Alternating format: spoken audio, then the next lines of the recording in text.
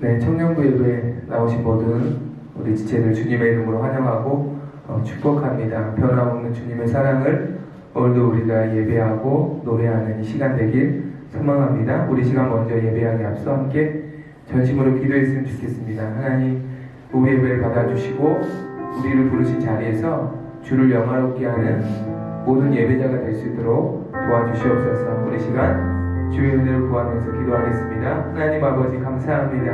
하나님 아버지 주님 저희를 사랑하여 주시고 한 주간도 또 우리의 삶을 날마다 지켜주시고 인도해 주시고 구원의 은혜로 늘 함께해 주신 은혜와 사랑을 감사합니다. 주님, 우리가 오늘도 주님의 변함없는 사랑을 노래하며 변함없는 은혜를 찬양하기를 원합니다. 주님을 예배하기 원합니다. 우리를 부르신 그 자리에서 주님을 진정으로 예배하는 예배자로 서기를 원합니다. 하나님, 우리 가운데 임재하여 주시며 또 우리 가운데 모든 연약함을 주께서 붙들어 주시며 주님이 나의 하나님이심을 고백하는 이 시간이 될 수 있도록 아버지 인도하여 주시옵소서. 주님께만 드려지는 산 제사로 나아갈 수 있도록 도와주시옵소서. 함께 해주시기를 간절히 원합니다.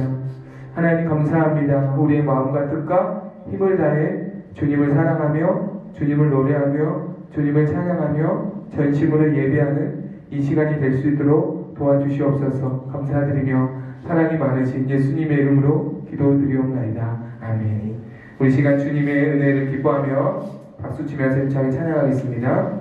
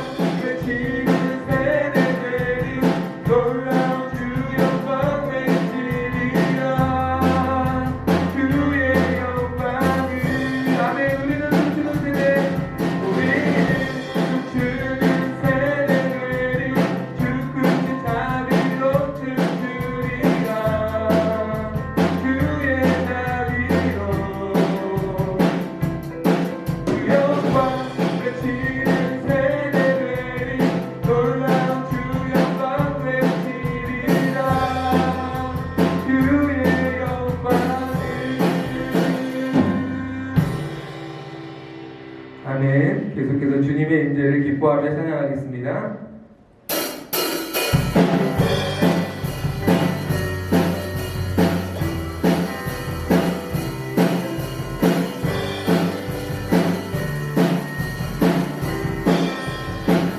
주님의 임재 앞에서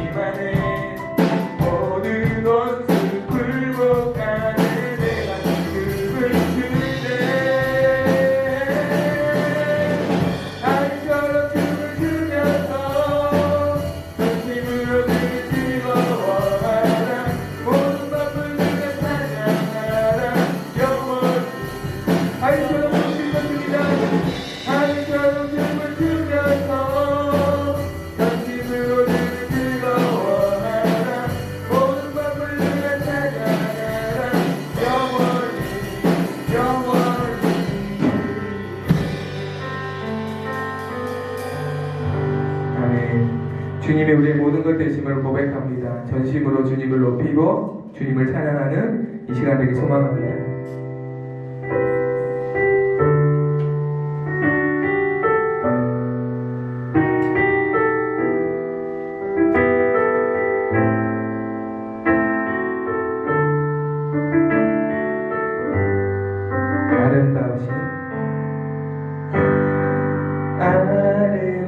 아름다우신 예수 무엇과도 바꿀 수 없네.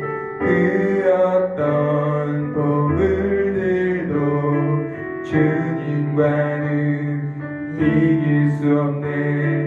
나의 평생 사는 동안 주님만을 경배하리.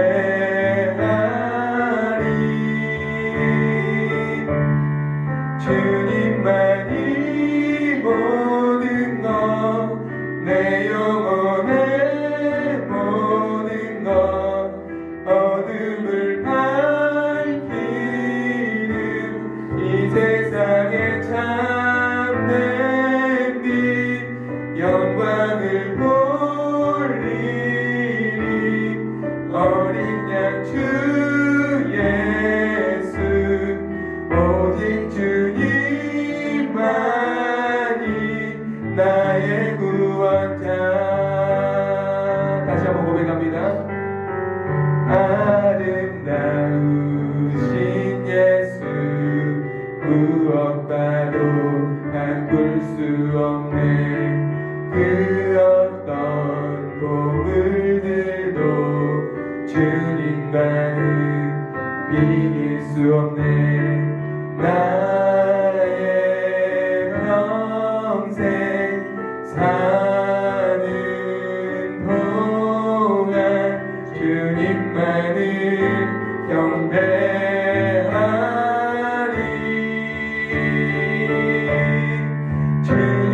주님만이 모든 것, 내 영혼의 모든 것, 어둠을 밝히는 이 세상의 참된 빛, 영광을 돌리리. 어린 양 주 예수, 오직 주님만이 나의 구원자. 우리 기도하기 원합니다. 하나님, 주님만이 참된 빛이십니다. 주님만이 이 어둠을 밝히시는 참된 빛이심을 고백합니다. 우리의 어둠을 밝혀주시고 이 세상의 어둠을 주님 밝혀주시고 죄악으로 물든 우리의 마음들을 이 시간도 밝혀주셔서 우리가 주님을 보게 하시고 주님을 알게 하시고 주님을 사랑할 수 있도록 도와주시옵소서. 이 땅을 또한 주께서 회복시켜 주시옵소서. 우리 개인의 삶을 주의 능력으로 주님의 빛으로 비춰 주시옵소서. 우리 시간 주여 한번 부르고 함께 기도하겠습니다. 주여, 하나님 아버지 감사합니다. 주님만이 나의 빛이시며 나의 모든 것이시며 나의 구원자이심을 고백합니다. 나의 모든 죄악과 나의 어둠을 주님만이 밝히시며 주님의 빛으로만 내와 광명으로 주님을 볼 수 있음을 고백합니다. 나의 어둠을 밝혀주시고 나의 죄악에 물든 마음들을 하나님 이 시간도 씻어주시며 이 세상의 어둠을 주님 밝혀주시며 주님의 영광을 모든 백성들이 열방이 보게 하시며 우리 개인의 삶을 주께서 이 시간도 어둠을 주의 빛으로 비추어 주셔서 우리의 죄를 고백하며 전심으로 회개하며 주님께 돌아갈 수 있는 이 시간이 될 수 있도록 아버지가 도와주시고 함께하여 주시옵소서. 주님이 나의 모든 것임을 고백합니다. 전심으로 주님을 예배합니다. 주님 이 시간도 함께하여 주시옵소서. 은혜와 자비를 베풀어 주시옵소서.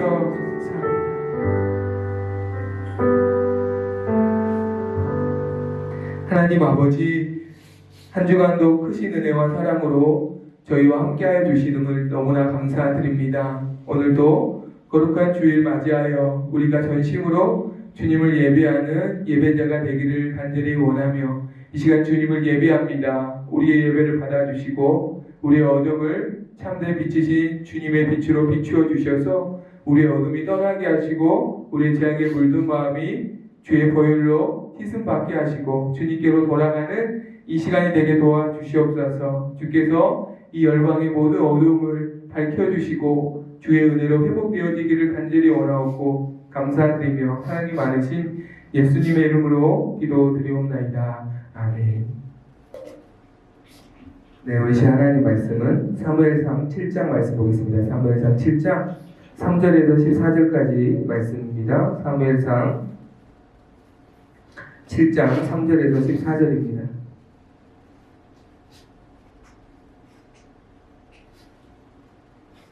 다 같이 말씀 합독하겠습니다. 사무엘상 7장 3절에서 14절.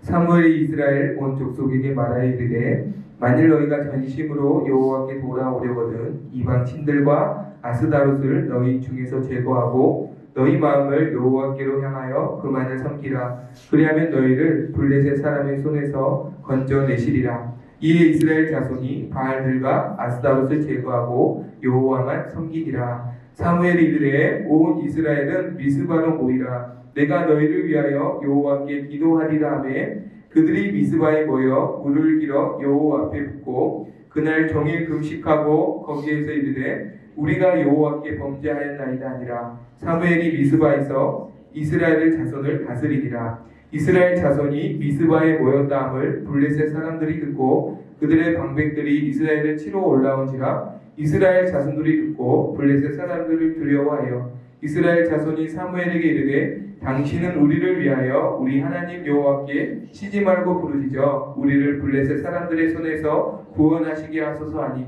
사무엘이 젖먹는 어린 양 하나를 가져다가 온전한 번제를 여호와께 드리고 이스라엘을 위하여 여호와께 부르짖음에 여호와께서 응답하셨더라. 사무엘이 번제를 드릴 때 블레셋 사람이 이스라엘과 싸우려고 가까이 오매 그날에 여호와께서 블레셋 사람에게 큰 우레를 발하여 그들을 어지럽게 하시니 그들이 이스라엘 앞에 패한지라. 이스라엘 사람들이 미스바에서 나가서 블레셋 사람들을 추격하여 뱃갈 아래에 이르기까지 쳤더라. 사무엘이 돌을 취하여 미스바와 센 사이에 세워 이르되 여호와께서 여기까지 우리를 도우셨다 하고 그 이름을 에벤에셀이라 하니라. 이에 블레셋 사람들이 굴복하여 다시는 이스라엘 지역 안에 들어오지 못하였으며 여호와의 손이 사무엘이 사는 날 동안에 블레셋 사람을 막으시매. 아멘.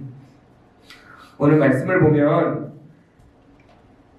7장 1절과 2절의 말씀을 보면 이스라엘 백성들이 블레셋과의 오래된 전투로 인하여서 언약궤를 빼앗기고 블레셋 사람들의 압제를 받으면서 약 40년의 시간이 흘렀음을 우리는 전의 말씀들을 통해서 사무엘상 7장까지 오면서 알 수가 있습니다.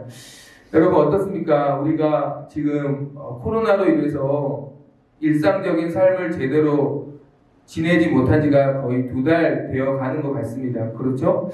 어때요? 여러분 빨리 일상이 회복되길 원하시죠? 지난주에 정말로 그런 마음이 더 간절하게 들더라고요. 우리가 빨리 모여서 빨리 다 같이 자유롭게 예배하고 자유롭게 교제하고 자유롭게 훈련 받았으면 좋겠다. 그것이 정말 평범한 삶이었는데 평범한 삶이라고 생각했는데 그 평범한 삶이 너무너무 그립고 또 평범한 삶이 기적의 삶이었다는 것을 다시 한번 깨닫는 이 시간들이 아닌가 생각이 듭니다. 그래서 모두의 바람일 거예요. 하루라도 빨리 그 날이 일상의 삶이 회복되는 날이 왔으면 좋겠다. 이런 간절한 마음이 우리는 불과 2달 정도만 배워도 이 마음이 간절한데요. 이스라엘 백성들이 40년 무려 40년 동안 블레셋이라는 나라에 의해서 압제를 받고 있었다. 얼마나 간절했겠어요? 얼마나 다시 일상으로 돌아가기를 그들이 얼마나 갈망했겠어요? 그래서 2절의 말씀을 보니까 그렇게 하나님을 찾지 않았던 이스라엘 백성들이 하나님을 사모했다 이렇게 말합니다. 하나님을 사모했다는 것은 하나님을 찾았다는 말씀이거든요. 무슨 말씀이냐면 원래 이스라엘 백성들은 하나님을 찾지 않았어요. 하나님을 그렇게 사모하지 않았어요.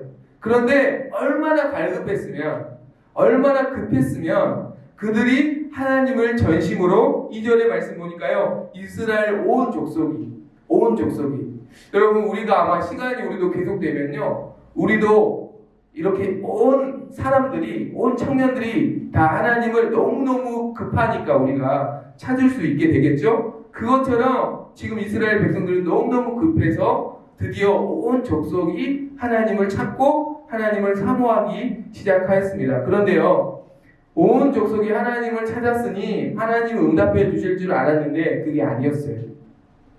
우리가 모두가 같은 마음으로 하나님을 찾아도 하나님이 응답하시지 않을 수 있다는 것을 우리는 알 수가 있습니다. 그 원인을 사무엘이 3절에서 말씀하고 있습니다. 우리 3절의 말씀 읽어볼까요? 다 같이 시작. 사무엘이 이스라엘 온 족속에게 말하여 이르되 만일 너희가 전심으로 여호와께 돌아오려거든 이방 신들과 아스타롯을 너희 중에서 제거하고 너희 마음을 여호와께로 향하여 그만을 섬기라. 그리하면 너희를 블레셋 사람의 손에서 건져 내시리라. 아멘.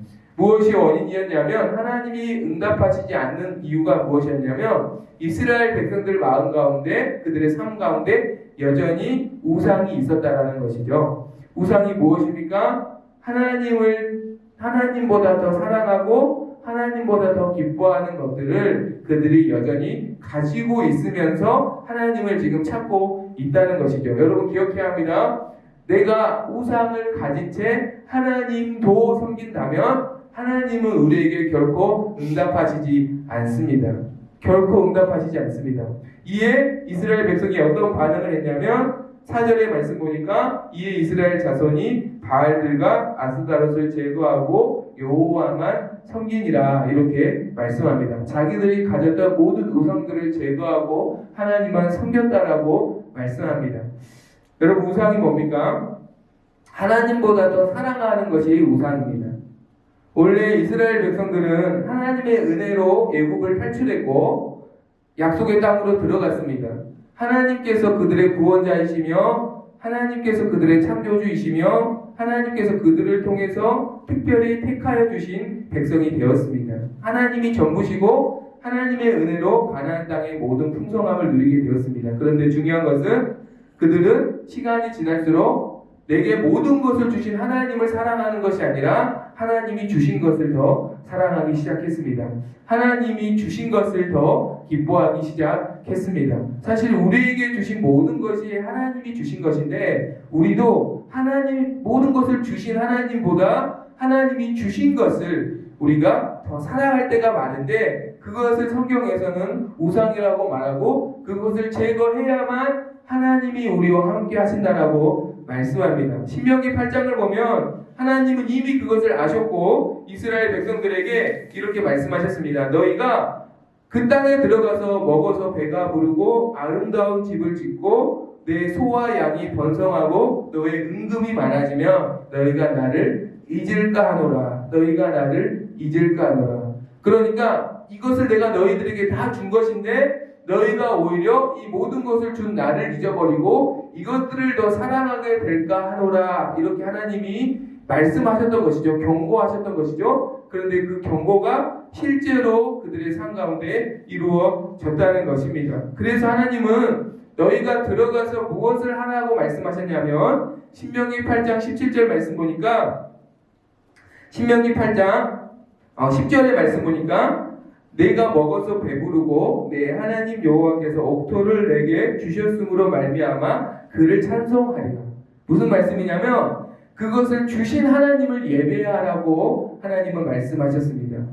여러분 이스라엘 백성들이 7장 4절의 말씀 보니까 바알들과 자기들이 가지고 있었던 우상인 바알들과 아스타롯을 제거하고 여호와만 섬겼다라고 말합니다.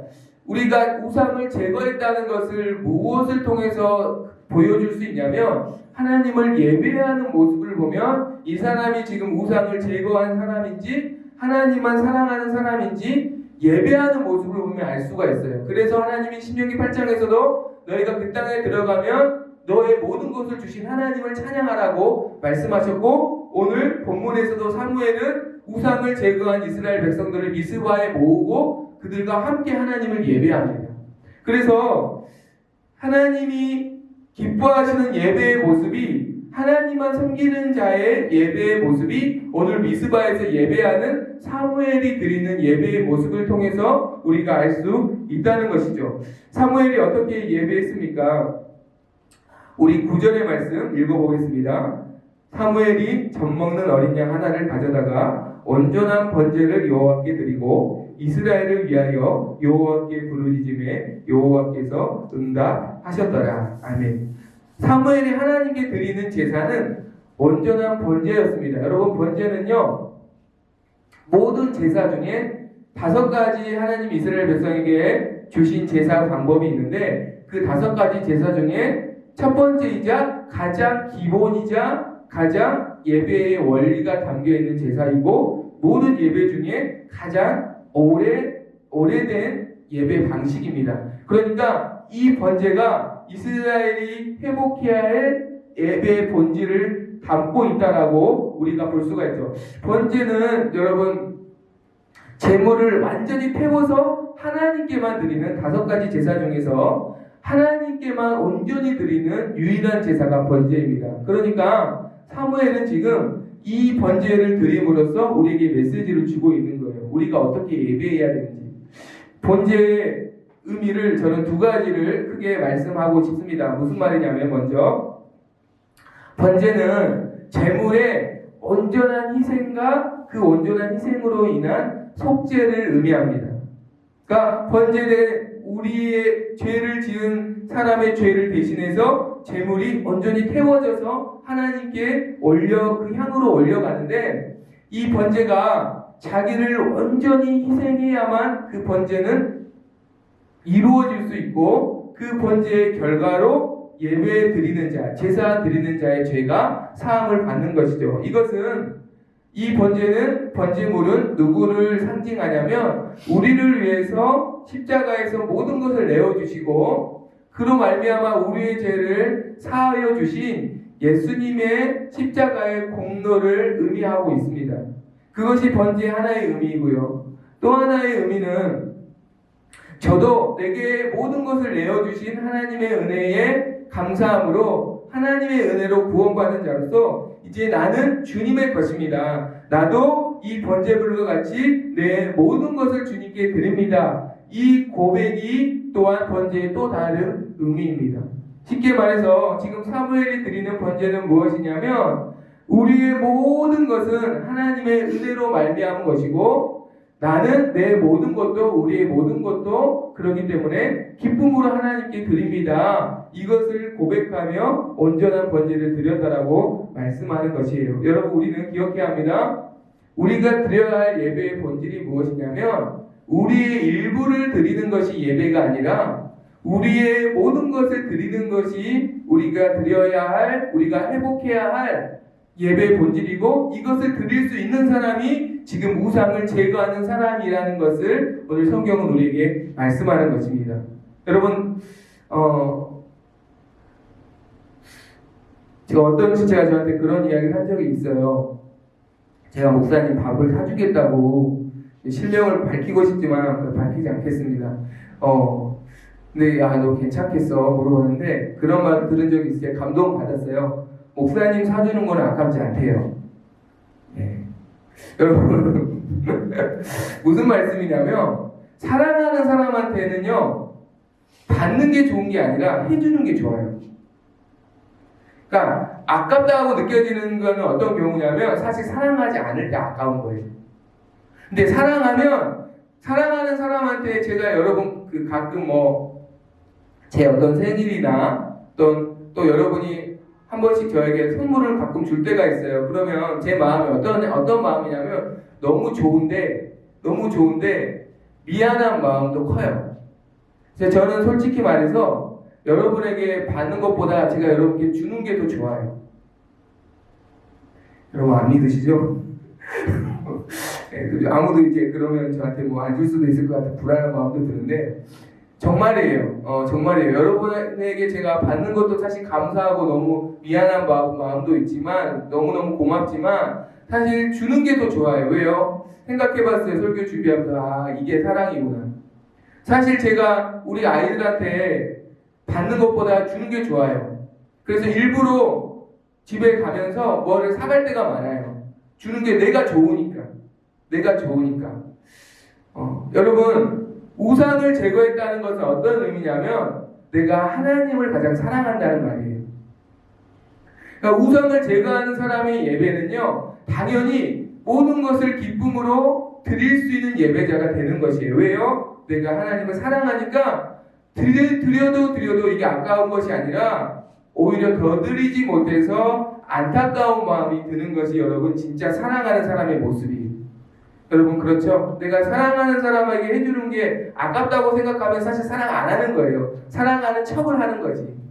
그런데 정말 아깝지 않고 줘도 부족하다는 것을 느낀다면 여러분은 그 사람을 정말 사랑하는 거예요.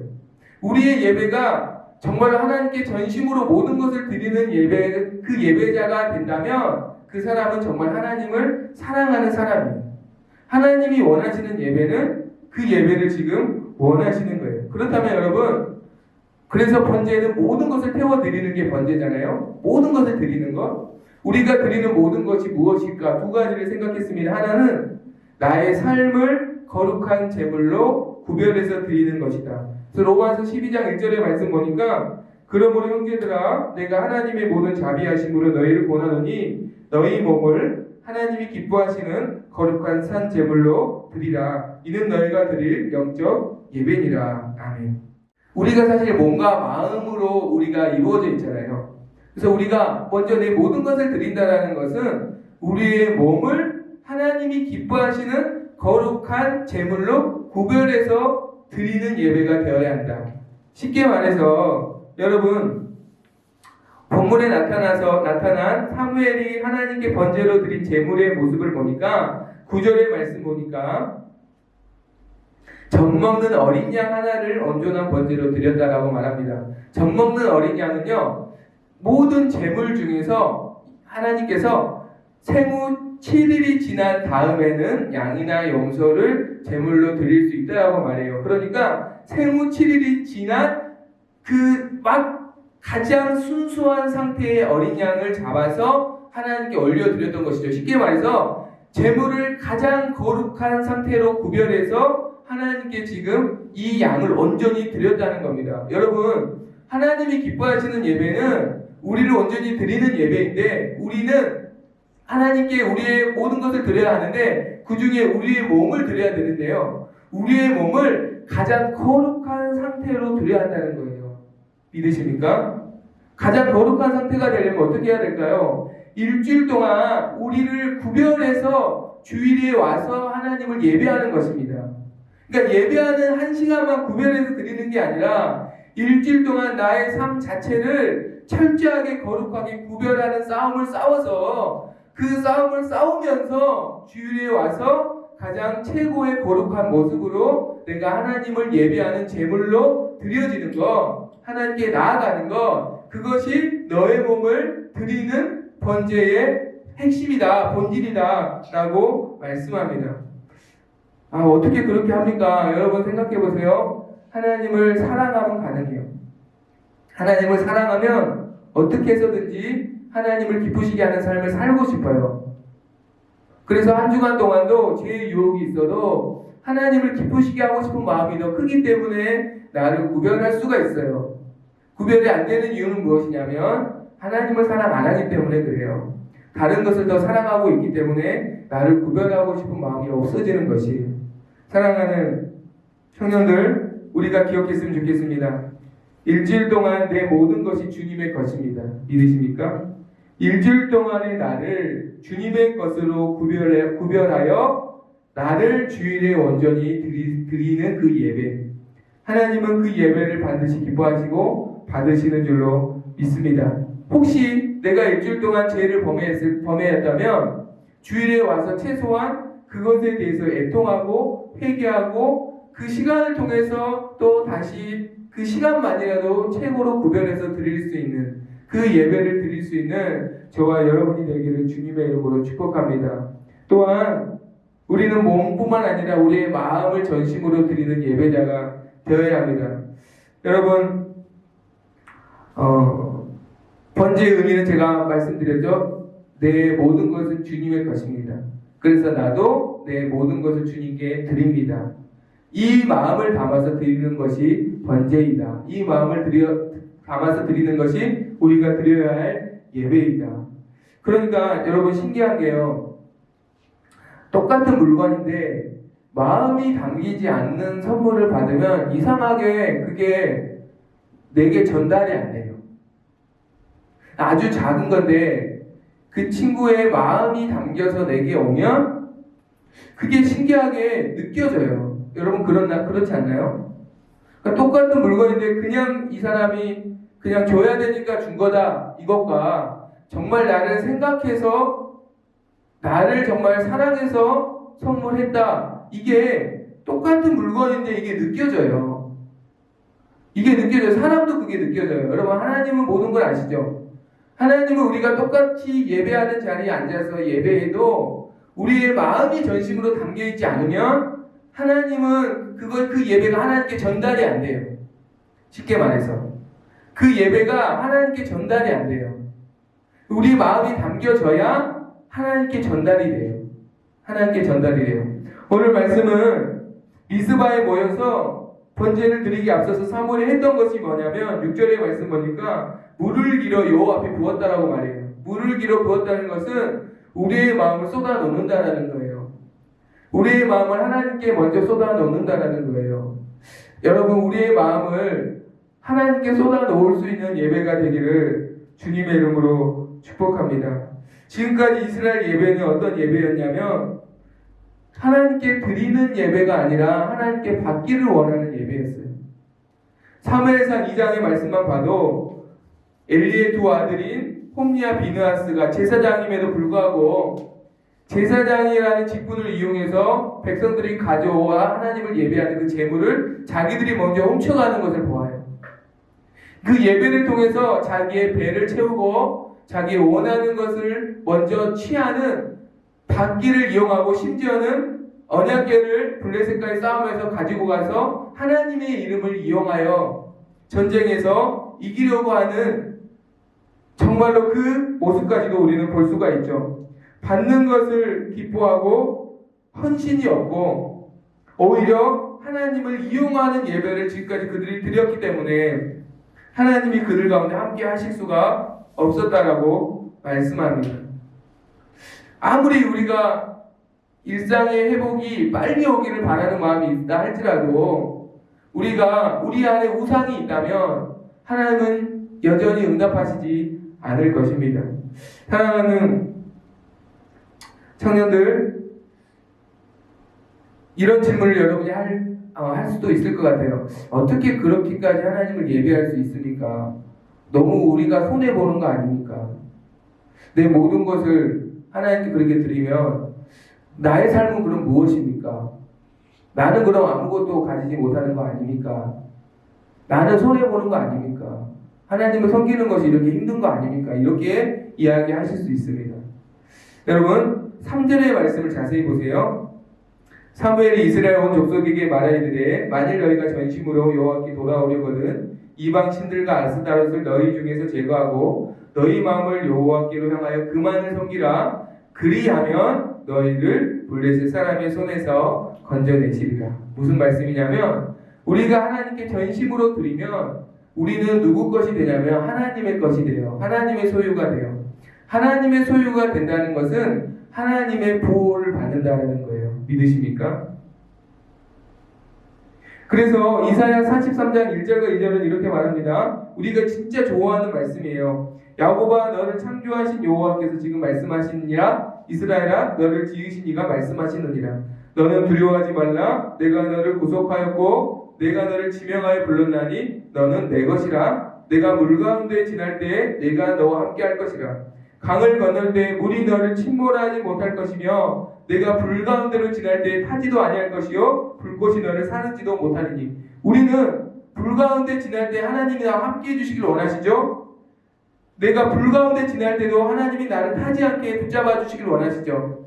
코로나가 있는 이 상황 속에서도 하나님이 나를 지켜주길 원하시죠? 그런데 하나님이 나를 지켜주시는 사람은 어떤 사람이냐면 하나님의 것이 된 사람을 하나님이 지켜주신다는 거예요. 너는 내 것이라. 우리가 하나님의 것이 되어야만 하나님의 소유가 되고 하나님의 보호를 받는다는 것을 여러분 기억해야 합니다. 우리가 하나님 것이 되는 것이 손해가 아니라 하나님을 우리가 소유하게 되는 것이에요. 쉽게 말해서 손해가 아니라 하나님을 소유하게 되고 하나님이 나의 모든 것이 되어주신다는 말씀이에요.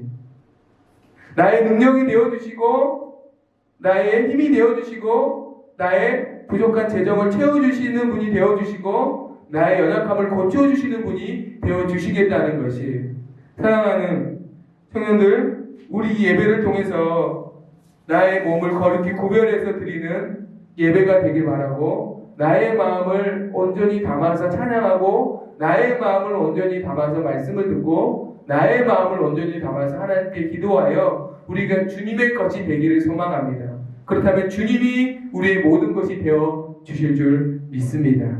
주님이 우리의 모든 것이 되어 주신다면 무엇이 두렵겠습니까? 무엇이 답답한 일이 있겠습니까? 무엇을 걱정하겠습니까? 주님이 우리의 모든 것이 되어 주시는 삶을 경험할 수 있기를 주님의 이름으로 축복합니다. 마지막으로 이렇게 우리가 예배를 통해서 우리가 주님의 것이 되어서 하나님과 관계가 회복된 다음에 우리가 집중해야 될 것이 있습니다. 말씀을 볼까요? 본문의 말씀 보니까 이 예배를 드리는 중에 블레셋 사람들이 이스라엘을 공격하러 모여듭니다. 여러분, 블레셋 사람들은 지금 이스라엘 백성들을 일망타진하기 위해서 온 겁니다. 그들은 금식하고 예배하고 있고 힘도 없는 상태고 이스라엘 백성들은 무기도 없고 수십 년 동안 이스라엘 백성들이 블레셋을 한 번도 이기지 못했습니다. 절체절명의 위기 순간에 블레셋이 이스라엘을 잡으러 쳐들어온 것입니다. 이때 이스라엘 백성들에게 큰 두려움이 임했습니다. 7절 하반절 말씀 보니까 블레셋 사람들을 두려워했다라고 말합니다. 두려워했을 때 그들이 어떻게 했냐면 8절의 말씀을 읽어보겠습니다. 8절입니다. 다같이 시작. 이스라엘 자손이 사무엘에게 이르되 당신은 우리를 위하여 우리 하나님 여호와께 쉬지 말고 부르짖어 우리를 블레셋 사람들의 손에서 구원하시게 하소서 하니. 보이는 싸움에 집중하지 않고 이스라엘 백성들은 사무엘에게 우리를 위해서 기도하라고 기도를 요청합니다. 그리고 사무엘은 쉬지 않고 하나님께 이스라엘 백성들을 위해서 기도합니다. 그 기도는 9절의 말씀 보니까 하나님의 응답을 받아서 10절 말씀 보니까 하나님께서 블레셋 사람에게 큰 우레를 받아요 그들을 어지럽게 하시고 그들이 이스라엘 앞에서 패하게 하셨다라고 말합니다. 여러분, 여기서 저는 두 가지 싸움을 봅니다. 하나는 이스라엘 백성들도 그들과 맞서서 싸우러 나갔습니다. 그리고 사무엘은 보이지 않는 곳에서 하나님께 기도했습니다. 우리가 이 두 가지 싸움을 같이 해야 되는 것이에요. 보통 우리가 눈앞에 어려움과 힘든 일이 생기면 보이는 싸움에만 우리는 보통 집중해요. 보이는 싸움, 내가 해야 될 일을 하는 것, 일상을 살아내는 것, 최선을 다하는 것, 거기에 집중해요. 그런데 두 가지 싸움이 다 중요한데 싸움의 승패는 보이는 싸움에 있는 게 아니라 보이지 않는 싸움에 있어요. 본문의 말씀은 사무엘의 기도의 응답이었다고 말해요. 그러니까 이스라엘이 잘 싸워서 이긴 것이 아니라 사무엘의 기도의 응답이었다. 사무엘의 기도의 응답이었다. 출애굽기 19, 17장에서도 말씀하고 있죠. 이스라엘 백성이 아말렉과 싸울 때에 여호수아가 싸우러 나갔어요. 그리고 모세는 산에서 기도합니다. 그런데 싸움의 승패가 여호수아에게 있는 게 아니라 손을 들어 기도하는 모세에게 있는 것이에요. 모세가 손을 내리면 이스라엘이 지고 손을 올려서 기도하면 이스라엘이 이겼다라고 말합니다. 하나님께서 우리에게 말씀하시는 것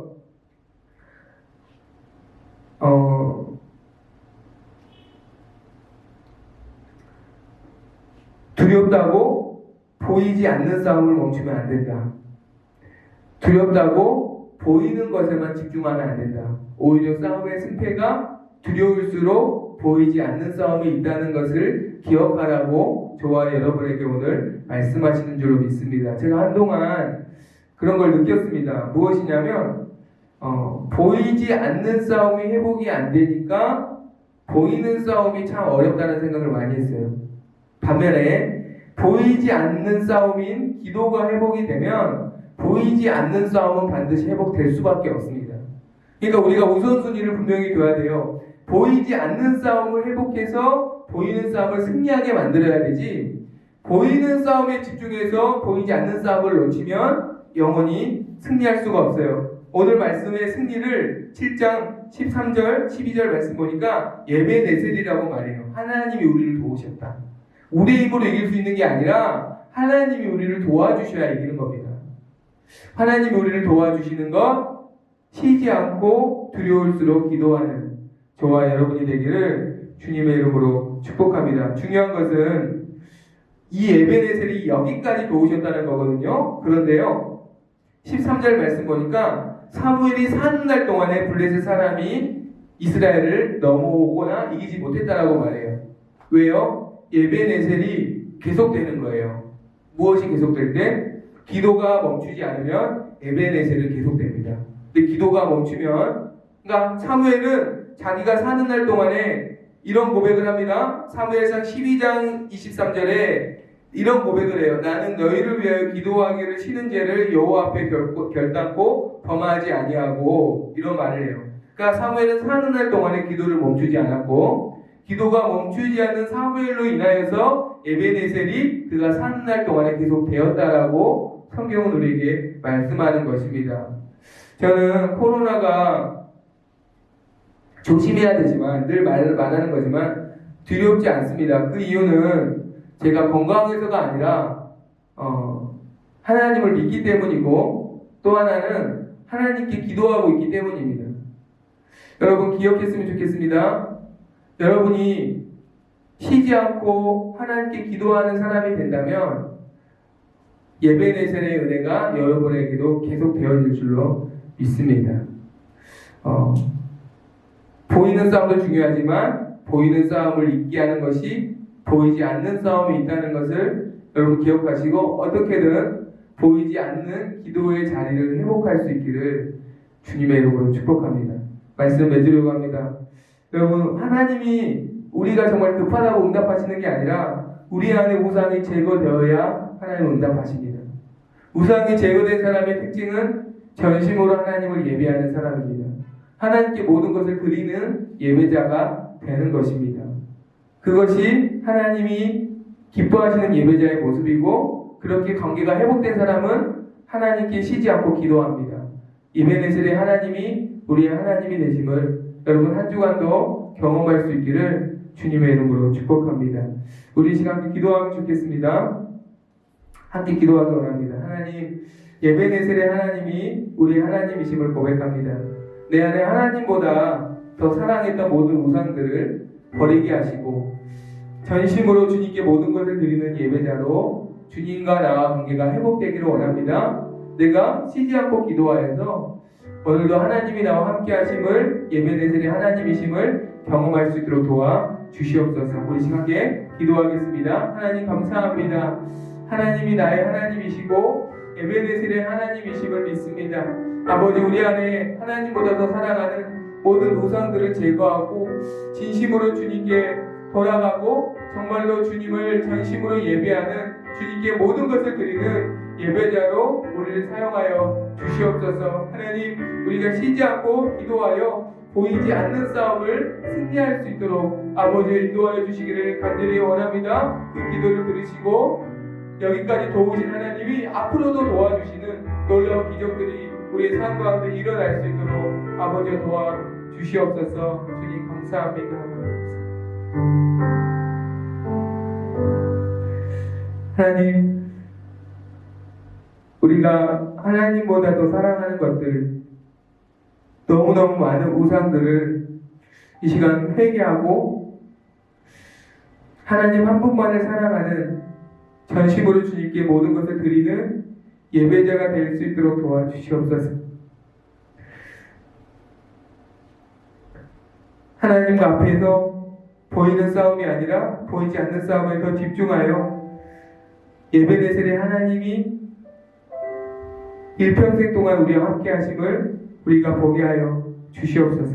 이 땅에 모든 아픔을 아시는 주님, 또 우리 청년들의 모든 간구와 신음을 아시는 주님, 사람을 도울 길 없사오니 주님이 도와주시고 주님이 회복시켜 주시기를 간절히 원합니다. 에베네셀의 은혜가 사랑하는 자녀들, 지체들, 백성들에게 임하기를 간절히 소망합니다.